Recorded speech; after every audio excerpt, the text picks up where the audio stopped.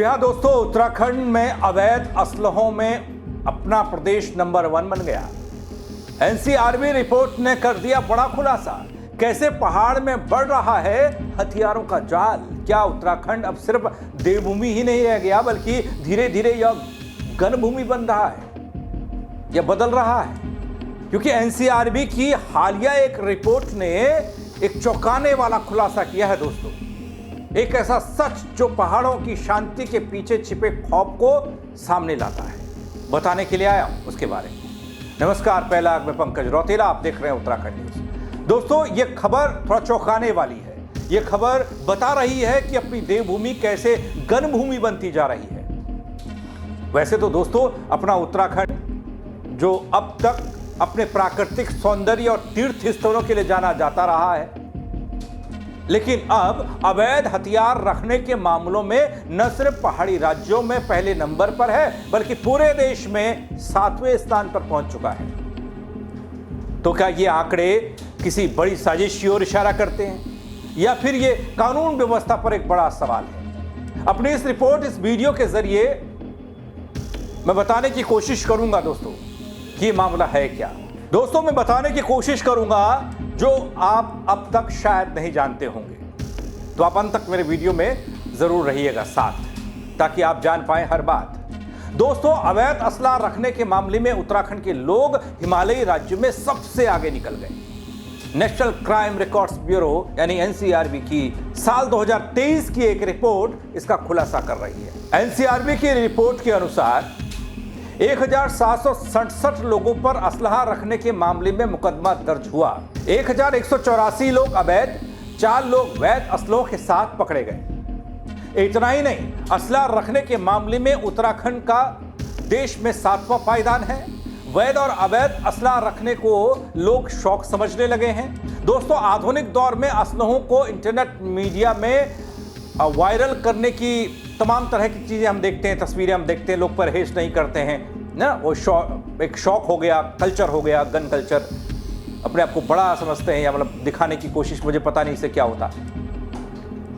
और जब आप इस फहरिस्त में जाइएगा कि जिले कौन से हैं, लोग कौन हैं ये, तो आपको 2-3 जिले मिलेंगे जहाँ पर सबसे ज़्यादा असला लोगों के पास है। वैसे आपके दिमाग में बात आ गई होगी उन जिलों की, मैदानी जिले हैं, लेकिन फिर मैं बता देता हूँ।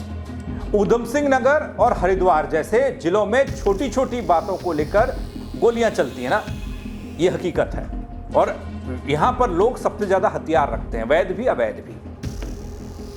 हालांकि इसे पुलिस की तत्परता कहेंगे कि पुलिस ने कई खुलासे किए हैं, कई लोगों को पकड़ा है, वो आपको दिखा रहा हूं। साल 2023 में 1767 लोगों के खिलाफ शस्त्र अधिनियम के मुकदमे दर्ज किए गए। 1184 अवैध व 4 को वैध असलों को बरामद किया गया, उसके खिलाफ कार्रवाई हुई। दोस्तों, गौर करने वाली बात यह है कि अवैध असलों का प्रयोग आपराधिक वारदातों के लिए होता है। असलहों से सबसे ज्यादा हत्याएं और जान से मारने की कोशिश होती है। इसके अलावा आगे आपको बताने की कोशिश कर रहा हूं, जैसे राज्य में हिंसक अपराध के मामले बढ़े, जो एनसीआरबी की रिपोर्ट बता रही है कि केवल गन कल्चर ही नहीं बढ़ा, अपराध के मामले भी बढ़े। इसे भी थोड़ा समझने की कोशिश कीजिएगा, गौर कीजिएगा इस पर। रिपोर्ट के मुताबिक राज्य में हिंसक अपराध, हत्या, लूट, अपहरण जैसे मामले बढ़ गए। साल 2021 में प्रदेश में 3162 हिंसक अपराध के मामले दर्ज हुए। साल 2022 में 3923 मामले दर्ज हुए। साल 2023 में 3570 मामले रिकॉर्ड हुए। साल 2023 में पुलिस ने मात्र 58% मामलों में ही कोर्ट में चार्जशीट दाखिल की, यानी अधिकांश मामले लंबित पड़े हैं, यह रिपोर्ट कह रही है। दोस्तों, इतना भर नहीं है, इसके अलावा इस एनसीआरबी की रिपोर्ट में एक और चौंकाने वाली बात भी देखने को मिली है कि अपराध के लिहाज से अति संवेदनशील ऊधम सिंह नगर में टिगर का शौक सिर चढ़कर बोल रहा है, बंदूक का, पिस्टल का शौक। तराई के जंगल में कई बार पुलिस और एसटीएफ ने अवैध हथियार बनाने की फैक्ट्रियां तक बरामद की हैं। इसके अलावा जिले से सटे उत्तर प्रदेश के इलाकों से यहां असलहे की खेप चोरी छिपे इधर से उधर पहुंचती है।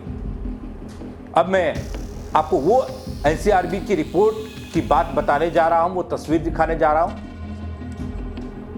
जो थोड़ा डराने वाली है, जिसके दम पर मैं, जिसकी बुनियाद पर मैं कह रहा हूं कि पहाड़ी राज्यों में अपना उत्तराखंड नंबर 1 बन गया वैध और अवैध असलाह रखने के मामले में।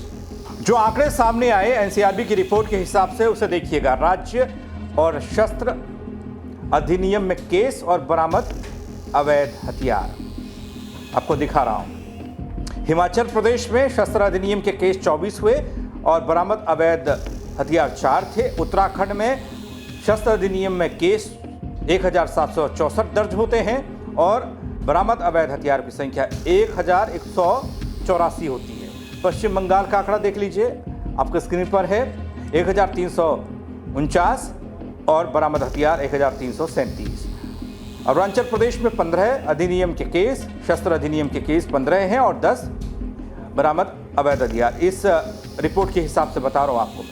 नागालैंड का नाम भी है इसमें, जिसमें 74 केस दर्ज हुए हैं, 73 अवैध हथियार बताए गए हैं। मणिपुर में 89 केस दर्ज हुए, 81 हथियार बरामद हुए। मिजोरम में 29 और 25 हथियार बरामद हुए। त्रिपुरा में 6 केस दर्ज हुए और 5 हथियार बरामद हुए। मेघालय की बात इसमें की गई है, 9 शस्त्र अधिनियम केस दर्ज हुए और 6 अवैध हथियार बरामद हुए हैं। ये सब उस रिपोर्ट के आधार पर मैं आपको बता रहा हूं, आंकड़े एनसीआरबी की रिपोर्ट में हैं जो चिंताजनक हैं। दोस्तों, अवैध असला रखने वालों के खिलाफ पुलिस की कार्रवाई जारी है। प्रदेश में गुंडागर्दी को बर्दाश्त नहीं किया जाएगा। अपराधी कोई भी हो, सलाखों के पीछे होगा। ये बातें पुलिस की तरफ से पहले भी कही जाती रही हैं और आज भी पुलिस इसी धर्रे पर काम करती है और यही कहती है। लेकिन एनसीआरबी के आंकड़े डरा देने वाले हैं दोस्तों। तो एनसीआरबी के आंकड़े सिर्फ आंकड़े नहीं बल्कि एक चेतावनी है, ये समझ लिया जाए। एक ऐसे राज्य के लिए जिसे अब तक शांत, सुरक्षित और संस्कारित माना जाता रहा, अपना उत्तराखंड अभी भी है।